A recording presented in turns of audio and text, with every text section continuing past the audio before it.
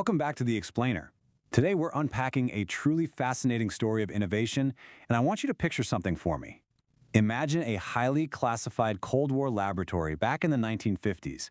You've got brilliant aerospace engineers at the Jet Propulsion Laboratory hunched over these insanely complex schematics for the Titan missile program. They're desperately trying to develop optical sensors that can track targets with absolute deadly precision. Well, fast forward to today. Those exact same optical sensors, born entirely out of the anxieties of the Cold War, are literally the reason your favorite pop vocal sits absolutely perfectly in a dense modern music mix. It's wild, right? Today, we are looking at the legendary Teletronix LA-2A Leveling Amplifier. It's one of those rare, totally serendipitous moments in history where aerospace engineering accidentally solved a massive, persistent headache in the recording studio. Okay, let's dive into this and look at the exact problem that needed solving. Before this device came along, managing a live vocal or instrumental performance was, frankly, a total nightmare. Raw audio just isn't neat and tidy. It's a wild, unpredictable roller coaster. Think about a great singer. In a single song, they might go from a breathy, super intimate whisper straight into a full-blown, powerful scream. So, the audio engineer of the 1950s was stuck nervously writing the fader by hand. They were literally sitting there, physically moving a volume slider up and down in real time, just trying to miraculously anticipate what the vocalist was going to do next. And the stakes were high. If they were too slow, the microphone would overload and ruin the whole take with harsh, ugly distortion. If they pulled back too much, those beautiful, quiet whispers would just vanish into the backing track entirely. Enter a guy named Jim Lawrence, who just happened to be caught directly in the middle of these two vastly different worlds. By day, Jim was an aerospace engineer building sensitive missile tracking sensors for JPL. But by night, he was moonlighting as a broadcast audio engineer at a local Los Angeles radio station. And let me tell you, he absolutely despised manual volume riding. It drove him absolutely crazy trying to keep the live radio broadcast levels even and professional. But that utter frustration led to an incredible leap of lateral thinking. He realized that the cadmium sulfide photoresistors he was using to track light signatures for deadly missiles at his day job could be repurposed. He thought, wait a minute, what if we use them to automatically read and control audio volume? Section 1. The T4 Optical Cell, light as a volume knob. To bring this brilliant idea to life, Jim built what's known as the T4 Optical Cell. Conceptually, you can think of it like an invisible hand turning a volume knob for you. Except, get this, the hand is made of a physical beam of light. The sheer simplicity of it is genius. It's a four-part process. First, the raw, unpredictable audio signal enters the unit. Second, that signal is immediately translated into an electroluminescent panel, basically a tiny little light bulb. So as the audio gets louder, the panel glows brighter. Third, those repurposed missile photoresistors are sitting right next to the panel, just staring at it, reading that exact light intensity. And finally, based on how bright that light gets, the resistors instantly attenuate, or lower, the audio signal in response. It's this perfect, elegant, automatic, closed-loop system of light and sound. Now, the absolute crucial point here is the timing of that reaction. Because it's entirely based on the physical properties of light and these specific resistors, the volume reduction isn't instantaneous. It takes roughly 10 milliseconds for those photoresistors to fully clamp down on the audio signal. Now, in the realm of modern digital math, 10 milliseconds is literally an eternity, right? A computer could process millions of calculations in that time. But in the realm of music, 10 milliseconds is absolute perfection. That sluggish, almost lazy attack time lets the initial percussive punch of an instrument pass through completely untouched before the volume drops. It preserves the exciting crack of a snare drum or the aggressive bite of a bass guitar pick. It keeps the music feeling alive and punchy, rather than just totally squashed and lifeless. And the way it lets go of the audio, what engineers call the release curve, is even wilder. Because the phosphor panel inside the T4 cell operates a bit like an old CRT television screen, the light doesn't just snap off when the singer stops singing. It has this lingering, natural decay. The physical, slow fading of that glowing phosphor creates a beautiful, multi-stage release curve.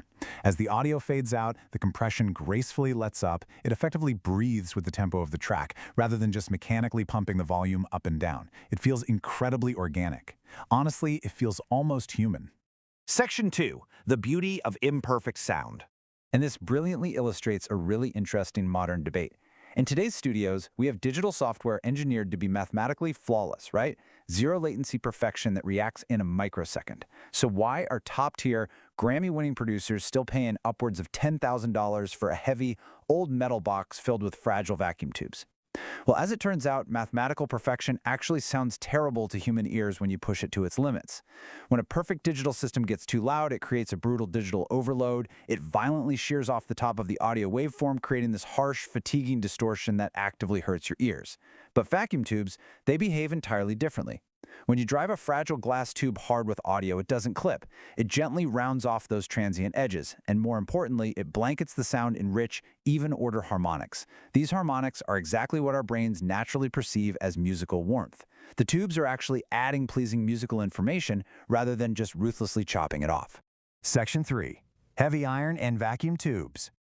Beyond the light cell and the glowing tubes, you simply cannot ignore the sheer physical mass of the LA-2A. It is notoriously heavy. And a huge part of that weight comes from massive UTC iron transformers located at the input and output stages of the device. Now, these giant blocks of metal aren't just in there for show. They actually physically alter the low-end frequencies of whatever you pass through them. The science behind this heavy iron sound comes down to a principle called magnetic hysteresis. Here's how it works. When a massive low-frequency voltage, think of a really deep bass note, hits that iron core, the magnetic field inside the transformer literally resists the immediate change in current. It physically pushes back. This struggle practically delays and thickens the sub-bass notes. It adds this incredibly dense, heavy weight to the bottom end of the audio. This exact phenomenon of physics is why the LA-2A is absolutely legendary for anchoring a driving Paul McCartney bass line. You can almost feel the weight of the iron in the music. Section 4. Secret Modern Studio Techniques. Now that slow, thick musical reaction time we just talked about, it actually presents a serious problem if you have an erratic vocal track with huge sudden spikes in volume. Think about it. If the LA-2A takes 10 milliseconds to wake up and grab the signal, those razor-sharp audio peaks are going to slip right through the optical cell, and they will severely overload those fragile vacuum tubes. This brings us to a secret modern studio technique called serial compression. It was really made famous by legendary mixers like Chris Lord-Alge. They realized pretty quickly you simply can't rely on the slow LA-2A to handle the heavy, fast lifting all by itself. So they created a two-step process. Step 1. They put an incredibly fast, aggressive compressor first in the audio chain, usually a solid-state unit called the 1176. It acts like a brutal brick wall, ruthlessly chopping off any lightning-fast peaks. Step 2. They run that smoothed-out audio straight into the LA-2A. With the dangerous peaks already gone, the LA-2A, with its dead simple two-knob design, can just cruise along right behind it, solely dedicated to adding massive, warm muscle and glowing harmonics to the vocal, without ever having to panic about sudden volume spikes. And there's one more insider trick that makes this device so universally beloved. If you look closely at the front panel of an LA-2A, you'll notice there are no EQ knobs, no bass, no treble adjustments, nothing. So how do engineers manage harsh, high-frequency sounds? Well, they use a hidden adjustment screw on the back panel called the R37. Originally, this screw is just a vestige of early FM radio broadcasts designed way back when to prevent high-frequency overmodulation on the airwaves.